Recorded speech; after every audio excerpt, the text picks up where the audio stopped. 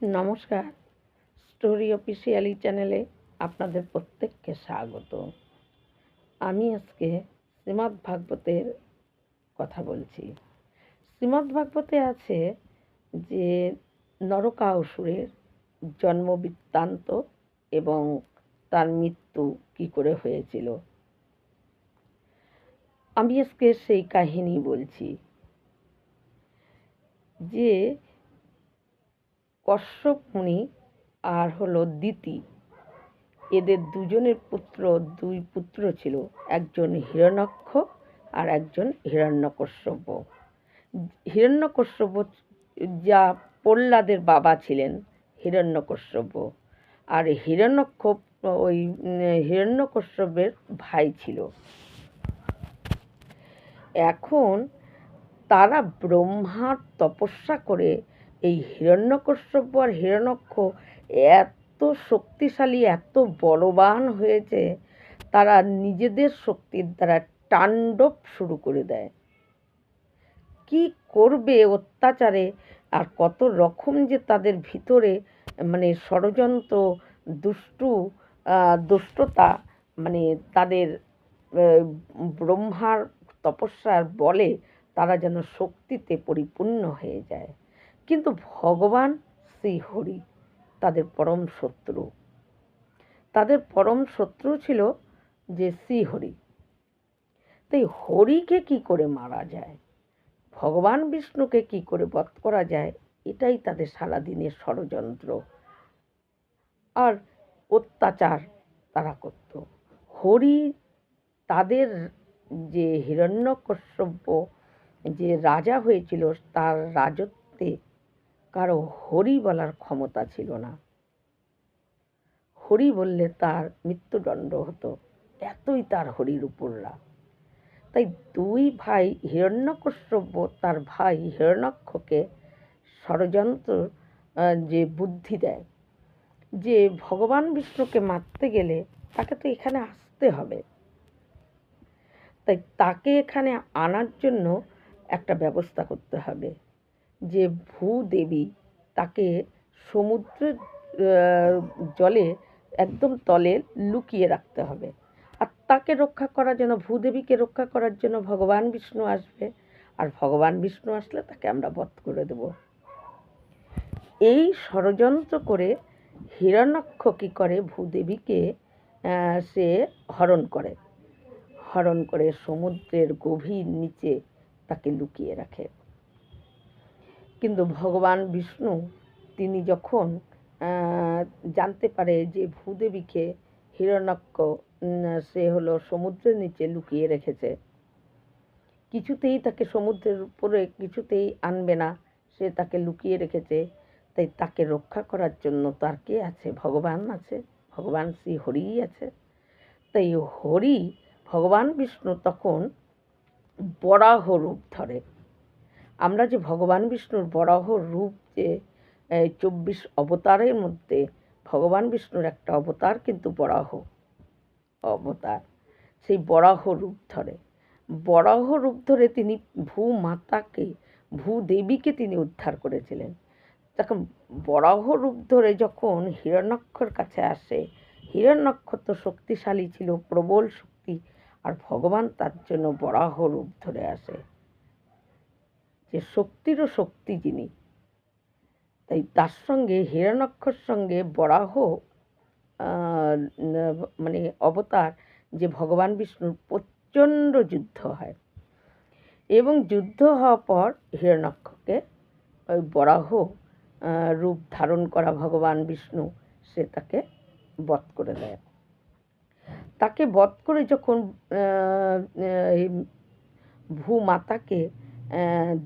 ভূদেবীকে যখন তিনি ওই সমুদ্রের নিচে গিয়ে তাকে দাঁতের দ্বারায় ভূদেবীকে উদ্ধার করে আনে, বাইরে সমুদ্রের থেকে বাইরে নিয়ে আসে।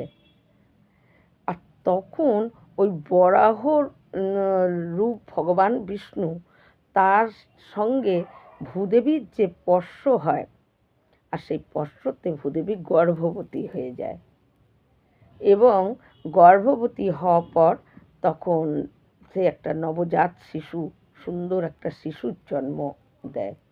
আর শিশুর জন্ম দেওয়ার পর সেই ভূদেবী ভগবান বিষ্ণু যেহেতু তার পিতা, কারণ বরাহ রূপ তো ভগবান বিষ্ণুর, আর বিষ্ণুর পশ্বেই ওই ওই শিশুর জন্ম হয়েছে। তাই ভগবান বিষ্ণুর কাছে গিয়ে ভূদেবী বলে যে একে এই নবজাত শিশুকে আপনি কিছু বর দিন। তো ভগবান বিষ্ণু তাকে বলে, যে ভূদেবীকে বলে এর অনেক বছর অবধি ও জীবিত থাকবে, এই বলে। কিন্তু যখন সে তার নাম রাখে এবং একটু একটু করে বড় হয় এবং সে একজন অসুর হয়, তার নাম হয় নরকাসুর। নরকাসুর তার নাম হয়। কিন্তু ভগবান বিষ্ণুর অনেক বছর বেঁচে থাকবে এইটুকুই সে সন্তুষ্ট ছিল না। সে কী করে, কঠোর ব্রহ্মার তপস্যা করে। ব্রহ্মার কঠোর তপস্যা করার পর ব্রহ্মা যখন সন্তুষ্ট হয়ে তার কাছে আসে, সে ব্রহ্মার কাছে অমর বর চায়। কিন্তু ব্রহ্মা বলে অমর বর তো দেওয়া যাবে না। তাই ব্রহ্মা তখন তাকে বলে যে যতক্ষণ তোমার মা না বলবে তোমার মৃত্যুর কথা, ততক্ষণ তোমাকে কেউ মারতে পারবে না, তোমার মৃত্যু হবে না। নরকাসুর ব্রহ্মার এই বরে সে আরও মানে তাণ্ডব করার জন্য সে যেন আরও শক্তিশালী হয়ে যায়। যে অমর বর আর এই বরটার মধ্যে কোনো পার্থক্যই নেই, কারণ অমর বর হলে কোনো দিন মরবে না, এটাই হলো অমর বর। আর এটাও তো প্রকারান্তে অমরই বর। আজ পর্যন্ত কোন মা চাইবে, কোন মা বলবে যে একে বধ করো, একে মেরে ফেলো? কোনো মা কি তার সন্তানকে মারার জন্য বলবে? কোনো দিনই না। তাই প্রকারান্তে সে তো অমর। আর এই শক্তিতে ব্রহ্মার এই বরে সে তাণ্ডব শুরু করে দেয়। অন্যান্য রাজারা, যারা অসুর রাজারাই ছিল, তাদেরকে পরাস্ত করে, তাদেরকে মেরে তাদের রাজ্য রাজপাট সব দখল করে নেয়। শুধু এতেই সে শান্ত ছিল না। তারপর সে কী করে, ঋষি মুনিদের পেছনে লাগে। কোনো ঋষি মুনিকে সে শান্তিভাবে তাদের তপ জপ কোনো কিচ্ছু করে তাদের জীবন তারা কাটাতেই পারছিল না এই নরকাসুরের অত্যাচারে। সমস্ত ঋষি মুনি, ঋষি বৈশিষ্ট্য প্রত্যেকে তারা পালিয়ে পালিয়ে বেড়াচ্ছে নরকাসুরের জন্য। যজ্ঞ তপ সব বন্ধ হয়ে গেছে। এই করতে করতে সে স্বর্গরাজ্য অধিকার করতে চলে যায়। স্বর্গরাজ্য অধিকার করতে যায়, ইন্দ্রের সঙ্গে প্রচণ্ড যুদ্ধ হয়। কিন্তু যুদ্ধ হলে কি হবে, ব্রহ্মার বর দেওয়া তাতে, তাকে সে তো মরবে না যতক্ষণ তার মা না বলবে যে একে মেরে ফেলো, ততক্ষণ সে মরবে না। তাই ইন্দ্র তার সঙ্গে, দেবতারা তাদের সঙ্গে যুদ্ধ করেও তাদেরকে, দেবতাদেরকেই পরাস্ত হতে হয়। দেবতাদেরকে স্বর্গরাজ্য থেকে বিতাড়িত করে দেয়। বরুণের ছত্র চুরি নিয়ে নেয়, কেড়ে নিয়ে নেয়। এদিকে দেব মাতা অদিতি তার কানের দুল কেড়ে, দুই কানের থেকে কানের দুল নিয়ে নেয়। এই রকম করে সমস্ত দেবতারা আর স্বর্গে প্রবেশই করতে পারছে না। দেবতারা অসহায়ভাবে ঘুরে বেড়াচ্ছে, আর এদিকে নরকাসুর স্বর্গ রাজ্যে সে তাণ্ডব চালিয়ে যাচ্ছে, তার যা ইচ্ছা তাই করছে। দেবতারা তখন অসহায় হয়ে ভগবান বিষ্ণুর কাছে যায়। ইন্দ্র কি করে, ওই দ্বারকায় যায়।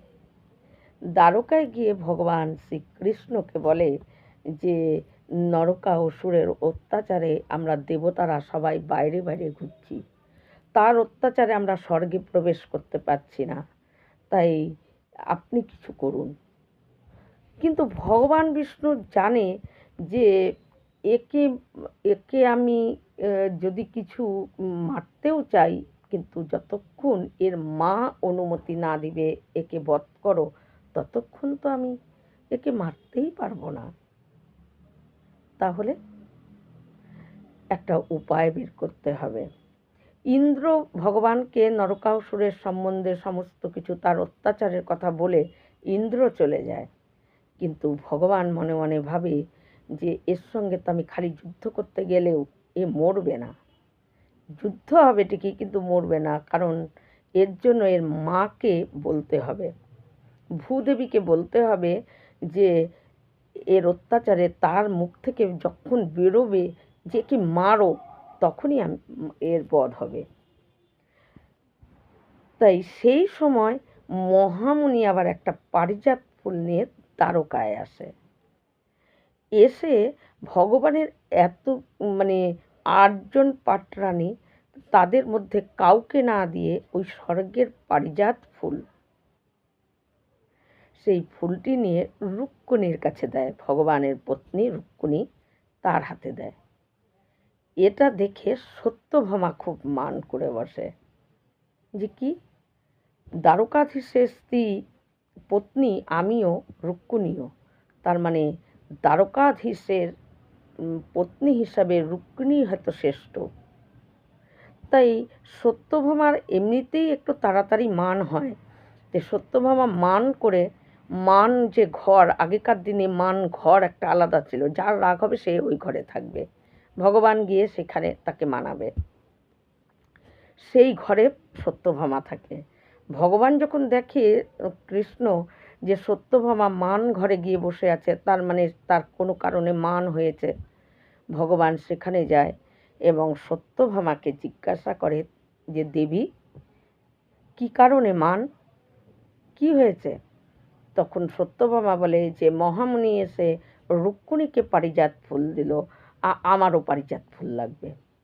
ভগবান শ্রীকৃষ্ণ ভাবে যে আমি তো এটাই চাইছিলাম, কারণ সত্যভামা ওই ভূদেবীর রূপ ধরে সত্যভামাই মানে ভগবানের স্ত্রী হয়ে পাটরানীর মধ্যে একজন হয়েছিলেন।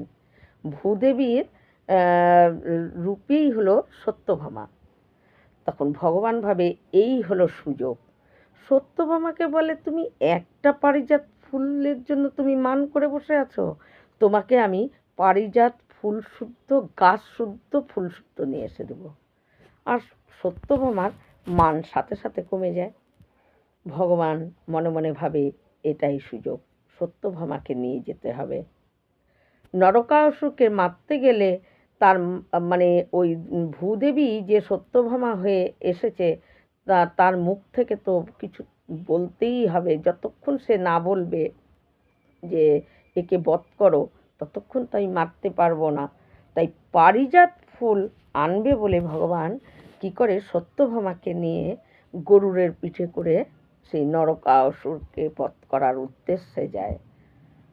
সত্যভামা মহা খুশিতে যাচ্ছে, পারিজাত ফুল আনতে যাবে, ভগবান কৃষ্ণের সঙ্গে সে যাচ্ছে। যেতে যেতে ভগবান কি করে, প্রথমেই নরকাসুরের প্রাসাদে প্রবেশ করার জন্য প্রথমে তার দুর্গগুলোকে নষ্ট করে দেয়। অস্ত্র দুর্গ, বায়ু দুর্গ, জল দুর্গ, সমস্ত কিছু দুর্গগুলো যে ছিল, সেই দুর্গগুলোকে নষ্ট করতে করতে করতে কোনোটা চক্রের দ্বারায়, কোনোটা তীরধনুকের দ্বারায়, কোনোটা গদার দ্বারায় নানাভাবে দুর্গগুলোকে সব নষ্ট করে নরকাসুরের একদম সীমানার মধ্যে, তার প্রাসাদের সীমানার মধ্যে গিয়ে পৌঁছায়। নরকাসুর দেখে এবং নরকাসুরের দেখেই তখন নরকাসুর তার সঙ্গে যুদ্ধ করতে জন্য যে একজন তার দলে যে তার সবচেয়ে শ্রেষ্ঠ, মানে সে তো রাজা ছিল, আর তারই প্রধান যে মন্ত্রী, তাকে পরামর্শ তার কাছেই থাকতো এবং যুদ্ধে সবচেয়ে বলবান, তাকে কি করে, প্রচণ্ড বলবান সেই পাঠককে সে যুদ্ধ করতে পাঠায়। পাঠক প্রচণ্ড বলবান ছিল, 5টা মাথা ছিল, 5টা মাথা নিয়ে যুদ্ধ করতে আসে, ভগবানের উদ্দেশ্যে করে নানা রকম অস্ত্র প্রয়োগ করতেই থাকে। অস্ত্র প্রয়োগ করতে করতে কিন্তু কোনোটা অস্ত্রই তার সাফল্য হয়নি এবং সে তার নিশানায় ভুল হয়েছে এবং পরে সুদর্শন চক্রর দ্বারায় তার 5টা মাথা ভগবান শ্রীকৃষ্ণ কেটে দেয়। যখন তার বধ হয়ে যায় তখন তারই আবার পুত্রগণ ছিল ৫ জন, তারা আসে। তারা যুদ্ধ করতে আসে, কিন্তু তারা বেশিক্ষণ যুদ্ধে টিকে থাকতে পারেনি। তারাও অস্ত্র অনেক কিছুই ভগবানের উদ্দেশ্যে মেরেছে, কিন্তু তারপর তাদেরকে বধ হয়ে যায়। তারপর যখন দেখে নরকাসুর, তখন সে কী করে, অনেক সংখ্যার হাতি নিয়ে এবং বলবান অনেকজনকে নিয়ে সে ওই কৃষ্ণের সঙ্গে যুদ্ধ করতে আসে, দ্বারকাধীশের সাথে। দ্বারকাধীশের সঙ্গে যখন যুদ্ধ করতে আসে, প্রচণ্ড যুদ্ধ হয়, অনেক অস্ত্র সে ভগবানের উদ্দেশ্যে নিশানা করে করে ছাড়ে, কিন্তু ভগবান নিজের অস্ত্রের দ্বারায় সেগুলোকে সব কেটে কেটে ফেলছিল। এইভাবেই ভগবান যুদ্ধ করে যাচ্ছিল, কিন্তু ভগবান জানতো যে তার কাছে বড় অস্ত্র তাকে দিলেও যদি সুদর্শন চক্রও ছাড়া যায়, কিন্তু তবু তার মৃত্যু হবে না, কারণ ব্রহ্মার বরপ্রাপ্ত। ব্রহ্মা তাকে বর দিয়েছে, তার মা যতক্ষণ না চাইবে ততক্ষণ তার মৃত্যু হবে না। কিন্তু সত্যভামা গরুড়ের পিঠে বসে বসে এই যুদ্ধ দেখছে। সত্যভামা দেখছে যে স্বর্গে যাবে যে পারিজাত আনতে, কিন্তু এই নরকাসুরের অত্যাচার সত্যভামা দেখতে পায়। নরকাসুর যে একের পর এক সে যুদ্ধ করে যাচ্ছে, ভগবানকে যখন সমস্ত অস্ত্র কাটিয়ে ফেলে, তখন সে বিশাল শক্তির দ্বারায় একটা ত্রিশূল নিয়ে ভগবানের উদ্দেশ্যে ছুটে যখন দৌড়ে আসছে, তখন সত্যভামা আর সহ্য করতে না পেরে ভগবান শ্রীকৃষ্ণকে, দ্বারকাধীশকে বলে যে প্রভু, আর বিলম্ব কেন, একে এক্ষুনি বধ করুন। এই কথা যেই বলে ভগবান, দ্বারকাধীশ তখন ভাবে এইটুকুরই তো অপেক্ষা করছিলাম। ভগবান আর এতটুকু বিলম্ব না করে সে কি করে, একটা অস্ত্র প্রয়োগ করে ওই নরকাসুর বধ করে দেয়। এবং নরকাসুর বধ করার পর যখন দেখে যে তার কারাগারে তখনও হাহাকার, যেন চিৎকার করে আর্তনাদের মতো সব হচ্ছে, আওয়াজ আসছে, ভগবান তখন সেখানে যায়, সেই কারাগারের সামনে যায়। কারাগারের সামনে গিয়ে দেখে যে 16,100 জন কন্যা, তাদেরকে হরণ করে, জোর জবস্তি করে হরণ করে টানতে টানতে নিয়ে তাদেরকে বন্দি বানিয়েছে। কারণ নরকাসুর তার ইচ্ছা মতো যখন যা ইচ্ছা ওই তাদের সঙ্গে ব্যবহার, নানা রকম ব্যবহার করার জন্য সে কী করত, তার যখনই কোনো কন্যা দেখত তাকে হরণ করে নিয়ে কারাগারে বন্দি করে দিত। এই করতে করতে 16,100 জন কন্যা ওই কারাগারে বন্দি। ভগবান শ্রীকৃষ্ণ তাদের কারাবদ্ধ থেকে তাদেরকে মুক্ত করে। মুক্ত করার পর যখন ভগবান বলে যে তোমরা এবার তোমাদের বাড়িতে ফিরে যাও, তোমরা মুক্ত, আর তোমাদের ভয় নেই, কিন্তু যখন বাড়ির সমস্ত লোকেরা আসে এবং তারা কেউ তাদেরকে স্বীকার করবে না, বলে এই কন্যাদেরকে যদি আমরা এখন নিয়ে যাই তাহলে সমাজে আমাদেরকে টিকতে দিবে না, আমাদেরকে বার করে দিবে। কারণ যেহেতু অসুরের কারাগারে এরা ছিল, এদেরকে আর সমাজে কোনো এদের ঠাঁই নেই। তাই পরিবার অস্বীকার করে দেয়, চলে যায়। কিন্তু ওই অসহায় নারীরা ভগবানের কাছে জোড়হাত করে বলে, প্রভু, আপনার এই এখানে কেউ আমাদেরকে স্বীকার করার মতন কেউ নেই, আপনি তো জগৎপতি, তাই আপনার শরণাপন্নই আমরা হলাম। আপনি এখন যা করবেন আমরা তাতেই রাজি, কারণ আমাদেরকে সমাজে বা আমাদেরকে গ্রহণ করার মতন আর দ্বিতীয় কেউ নেই। আসলে ভগবান শ্রীকৃষ্ণ তিনি তো সবসময় এটাই বলেন যে আমার শরণ নেয়, ভগবান তাকে কখনো দূর করে না। তার ভিতরে কি দোষ কি গুণ ভগবান সেটা দেখে না। সমস্ত কিছু মাপ করে দেওয়া, ক্ষমা করে দেওয়ার একমাত্র ক্ষমতা তো ঈশ্বরই আছে, যেটা মানুষের মধ্যেও ভগবান এই ক্ষমা করার শক্তি মানুষের মধ্যেও দ্বিতীয় ঈশ্বর ছাড়া মানুষের মধ্যেও কিন্তু ক্ষমা করার শক্তি আছে। পশুদের মধ্যে যেরকম ক্ষমা করার কোনো শক্তি ভগবান প্রদানই করেনি। কারণ কোনো পশু যদি সাপের গায়ে অজান্তে পা লাগে, তাকে যদি বলাও যায় যে দেখো আমি অজান্তে তোমার গায়ে পা দিয়েছি, আমি তোমার কাছে ক্ষমা চাচ্ছি, সাপ কি ক্ষমা করবে? বা কোনো বাঘ কি ক্ষমা করবে? কেউ ক্ষমা করবে না। এই ক্ষমা করার যে শক্তি, এটা ভগবানদের মধ্যেই আছে, আর ভগবান মানুষের মধ্যে এটা দিয়েছে। তাই যখন নাকি সমাজে যখন সবাই গ্রহণ করতে অস্বীকার করে, তখন ভগবানের চরণে যদি শরণাপন্ন হয়ে যায় ওই একজন, তিনি কখনো অস্বীকার করে না। তিনি সবাইকেই আমার বলে তিনি গ্রহণ করে নেয়। তখন ওই অসহায় কন্যাদের 16,100 জন কন্যা, তারা কোথায় যাবে? তাদেরকে যদি কেউ তাদের পরিচয় বলে আর কোনো কিছু নেই। আর সমাজে তারা যদি অন্যরকম কোনো কাজ করার জন্য তারা নেমে যায়, নিজেদের পেট চালানোর জন্য, নিজেদের জীবনকে রক্ষা করার জন্য, তাহলে সমাজের পক্ষে এটা একটা খারাপ দৃষ্টিকোণ সৃষ্টি হবে এবং এটা বৃদ্ধি পেতে থাকবে। তাই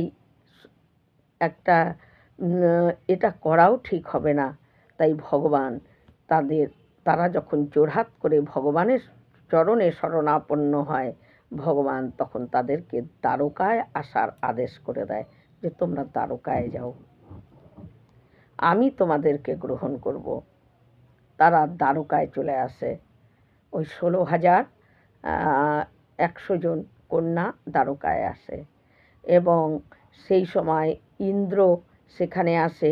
ইন্দ্রকে স্বর্গরাজ্য আবার ভগবান শ্রীকৃষ্ণ দিয়ে দেয়। ইন্দ্র খুশি হয়ে পারিজাতের গাছ শুদ্ধ সত্যভামাকে দেয় এবং তারপর হলো বরুণকে তার ছত্র ভগবান প্রদান করে দেয়।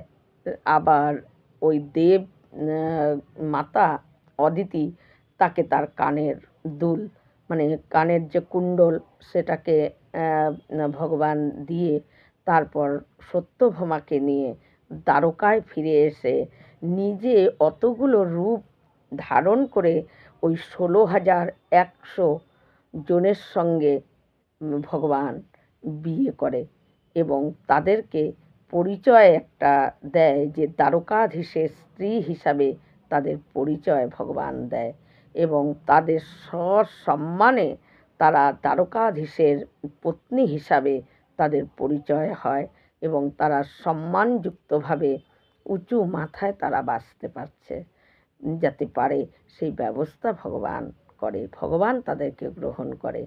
এই হলো নরকাসুর বধের কাহিনী। এবং নরকাসুর বধ হয়ে যাওয়ার পর নাকি সবাই আনন্দে, মানে ঘরে ঘরে প্রচুর দীপ জ্বালানো হয়েছিল আনন্দে, যে নরকাসুরের অত্যাচারের হাত থেকে সবাই রক্ষা পেয়েছে। সেই আনন্দে ঘরে ঘরে দীপ জ্বলেছিল। দক্ষিণ ভারতে নাকি এই কারণেই দীপাবলি যে অনুষ্ঠানটা হয়, উৎসবটা হয়, দক্ষিণ ভারতে নাকি নরকাসুরের মৃত্যু হয়েছে এই উদ্দেশ্যেই সেখানে দীপাবলি পালন করা হয়। আর দীপাবলি পালন করার মধ্যে অনেকগুলো কাহিনীর মধ্যে এই নরকাসুর যে বধ, এটাও একটা কাহিনী আছে, যে দীপাবলি জ্বালানোর উদ্দেশ্য এই কারণ, এটাও একটা কারণ। এই রকম ভিডিও পাওয়ার জন্য আমার চ্যানেলটিকে সাবস্ক্রাইব করবেন। নমস্কার।